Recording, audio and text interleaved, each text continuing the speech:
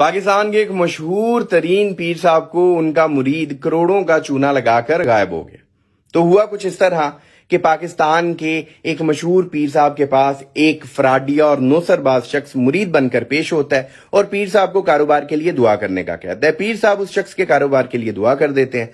कुछ अरसे के बाद वो शख्स एक महंगी घड़ी का तोहफा लेकर पीर साहब की खिदमत में हाजिर होता है और उन्हें कहता है कि आपकी दुआ की वजह से मुझे मेरे कारोबार में बहुत तरक्की मिली है, तो ये छोटा सा नजराना आपकी खिदमत में। पीर साहब खुशी खुशी वो तोहफा रख लेते हैं।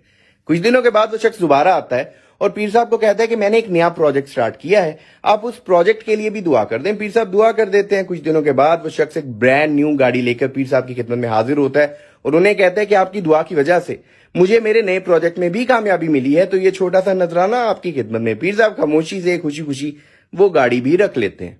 कुछ दिनों के बाद वो शख्स दोबारा आता है, पीर साहब को कहता है कि मैंने एक और नया प्रोजेक्ट स्टार्ट किया है, आप उस प्रोजेक्ट के लिए भी दुआ कर दें। पीर साहब उस प्रोजेक्ट के लिए भी दुआ कर देते हैं। कुछ अरसे के बाद वो शख्स 3 ब्रांड न्यू गाड़ियां लेकर पीर साहब की खिदमत में हाजिर होता है और उन्हें कहता है कि मुझे मेरे नए प्रोजेक्ट में भी कामयाबी मिली है, तो ये छोटा सा नजराना आपकी खिदमत में। पीर साहब सोच में पड़ जाते हैं कि आखिर ये ऐसा कौन सा कारोबार करता है जिसमें इसे इतना फायदा हो रहा है और मुझे महंगे महंगे तोहफे भी ये पेश कर रहा है। पीर साहब सोचते हैं क्यों ना इस शख्स के साथ इन्वेस्टमेंट कर ली जाए। तो पीर साहब अपनी ये सोच उस शख्स के सामने रखते हैं और वो इस ऑफर को एक्सेप्ट कर लेता है। पीर साहब करोड़ों रुपया उठाकर उस शख्स को दे देते हैं। उस दिन से लेकर आज तक उस शख्स का, उस मुरीद का कुछ पता न चल सका। पीर साहब को इस हकीकत का बाद में पता चला कि जितनी गाड़ियां उन्हें दी गई थी वो एक कंपनी से रेंट के तौर पर ली गई थी। जब वो कंपनी अपनी गाड़ियों को ट्रैक करते हुए पीर साहब के पास पहुंची, तब पीर साहब को पता चला कि वो सारी गाड़ियां रेंट की हैं और जो घड़ी उन्हें तोहफे के तौर पर दी गई थी वो भी जाली है।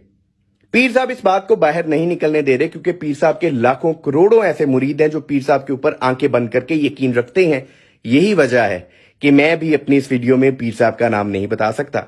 अब आप लोग तुक्का लगाएं कि पाकिस्तान का ऐसा कौन सा पीर है जो एक फूंक मार के अपने मुरीदों की मुश्किलात तो दूर कर देता है, लेकिन खुद एक नौसरबाज के हाथों चूना लगवा बैठा।